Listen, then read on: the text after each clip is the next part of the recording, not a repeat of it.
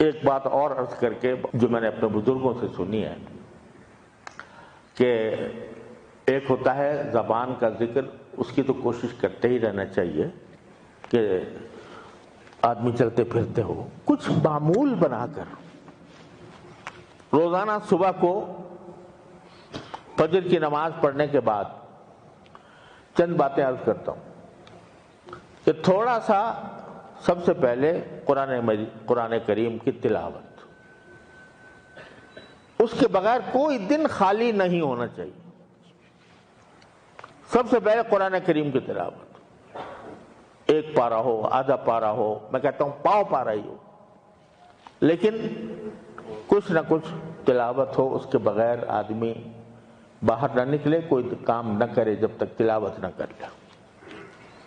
پھر رسول کریم صلی اللہ علیہ وسلم نے بہت سی دعائیں سکھائی ہیں جن کو ادعیہ معصورہ کہا جاتا ہے، وہ دعائیں مناجات مقبول میں جمع کی ہوئی ہیں، اور بھی الحزب العظم ہے اور بہت سے کتابیں ہیں جن میں وہ دعائیں مذکور ہیں رسول کریم صلی اللہ علیہ وسلم کی۔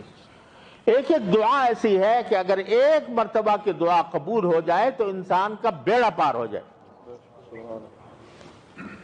اس کا معمول ہو جائے۔ مناجات مقبول کی ایک منزل 5 منٹ لگتے ہیں، 5-7 منٹ پڑھنے میں، اور پھر کچھ تسبیحات، سبحان اللہ بحمدہ، سبحان اللہ العظیم 100 مرتبہ، سبحان اللہ والحمد للہ ولا الہ الا اللہ واللہ اکبر، ولا حول ولا قوت الا باللہ، ولا حول ولا قوت الا باللہ، تیسرا کلمہ 100 مرتبہ، استغفار، استغفر اللہ العلی العظیم الذی لا الہ الا ہو، یہ 100 مرتبہ، اور درود شریف 100 مرتبہ۔ اس سارے کام میں اگر دیکھا جائے تو 25 منٹ 30 منٹ زیادہ زیادہ آدھا گھنٹہ لگتا ہے۔ ہر مسلمان اس کو پلے باندھ لے کہ وہ اس وقت تک گھر سے نہیں نکلے گا کسی کام کے لیے جب تک کہ وہ یہ آدھے گھنٹے کا کام نہ کر لے۔ تلاوت، مناجات، اذکار، یہ 4 اذکار میں نے بتائے۔ پھر چلتے پھرتے اٹھتے بیٹھتے کہنے کی بھی عادت رہے تو اللہ تبارک و تعالی انشاءاللہ ذکر کرنے والوں میں سے شامل فرمائیں، والذاکرین اللہ کثیرا والذاکرات۔ اور پھر 2 باتیں اور کہ اپنی ہر چھوٹی بڑی حاجت ہر وقت اللہ تعالیٰ سے مانگنے کی عادت ڈالیں کہ میں ابھی گھر سے نکل رہا ہوں، یا اللہ جس کام کے لیے جا رہا ہوں اس کو میرے لیے آسان کر دیجیے۔ گھر میں داخل ہو رہا ہوں، یا اللہ گھر والوں کو اچھی حالت میں پاؤں، ان کو خیر عافیت سے دیکھوں، سواری پر جانا ہے، سواری یا اللہ آسانی سے عطا فرما دیجیے، سوار ہو گئے یا اللہ آسانی سے منزل تک پہنچا دیجیے۔ ہر حاجت چھوٹی بڑی اللہ سے، ہاں تک کہ حدیث میں رسول کریم صلی اللہ علیہ وسلم نے ارشاد فرمایا کہ اگر تمہارے جوتے کا تسمہ بھی ٹوٹ جائے تو اللہ سے مانگو۔ اب اگر جوتے کا تسمہ ٹوٹ جائے تو بھئی آدمی سوچے گا بھئی کسی موچی کے پاس جائیں، اس سے جا کے ٹھیک کرائیں، نہیں، فرمایا کہ پہلے اللہ میاں سے مانگو، یا اللہ میرے جوتے کا تسمہ ٹوٹ گیا، اس کو ٹھیک کر دیجیے۔ کیوں؟ اصل بات تو یہ کہ کرنے والا وہی ہے۔ اگر فرض کرو کہ آپ نکلے جوتے کا تسمہ ٹھیک کرانے کے لیے، موچی نہیں ملتا جو ٹھیک کرے، ملتا ہے تو اتنے پیسے مانگتا ہے کہ آپ کو دینے کی قدرت نہیں ہے، 1000 رکاوٹیں پیدا ہو سکتی، لہذا پہلے اللہ سے مانگو، پھر موچی کو تلاش کرو۔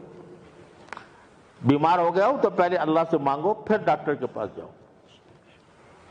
تو ہر حاجت اللہ تعالیٰ سے مانگنے کی عادت، اور اللہ کی ہر نعمت پر شکر ادا کرنے کی عادت۔ یا اللہ آپ کا شکر ہے کہ آپ نے مجھے اچھا گھر دیا، یا اللہ آپ کا شکر ہے آپ نے مجھے کھانے کو دیا، یا اللہ آپ کا شکر ہے کہ آپ نے مجھے پینے کو دیا، ہر چیز پر شکر۔ جب بندہ اس کا عادی ہو جاتا ہے، دل میں چاہے ہو، دل ہی دل میں، تو جو وہ اللہ سے دعا مانگتا ہے اللہ کا قرب حاصل ہوتا ہے۔ سبحان اللہ۔ یہ جو کہتے ہیں نا لوگ دعا قبول نہیں ہو رہی، دعا قبول نہیں ہو رہی، ارے دعا تو پہلے ہی لمحے میں قبول ہو جاتی ہے۔ کیوں؟ اس لیے کہ دعا خود عبادت ہے، اور دعا کرنے کا اجر اسی وقت ہمارے نامہ اعمال میں لکھ دیا جاتا ہے۔ اب جو مانگ رہے ہو جو چیز، وہ اللہ تعالیٰ کی حکمت ہے کہ وہ اگر آپ کے لیے بہتری ہوگی دیں گے، بہتری نہیں ہوگی تو نہیں دیں گے، اس سے اچھی چیز دے دیں گے۔ تو دعا کی عادت اور شکر اللہ تعالیٰ کا۔ تو یہ چند باتیں ہیں جو اس وقت متفرق طور سے ذہن میں آ گئی۔ اللہ تبارک و تعالی ہمیں آپ کو اس پر عمل کرنے کی توفیق عطا فرمائے۔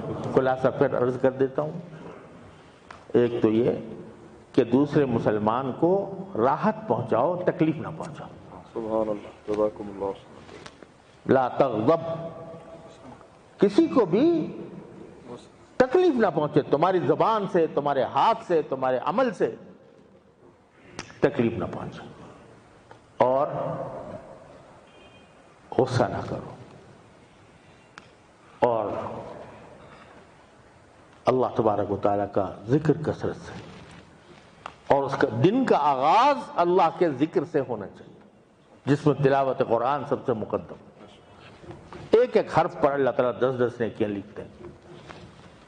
جو بندہ تلاوت کرنے کا عادی ہوتا ہے تو کہ روزانہ تلاوت ضرور کرے گا، تو اللہ تبارک و تعالیٰ اس کو ناکام کریں گے، آگ میں جلائیں گے۔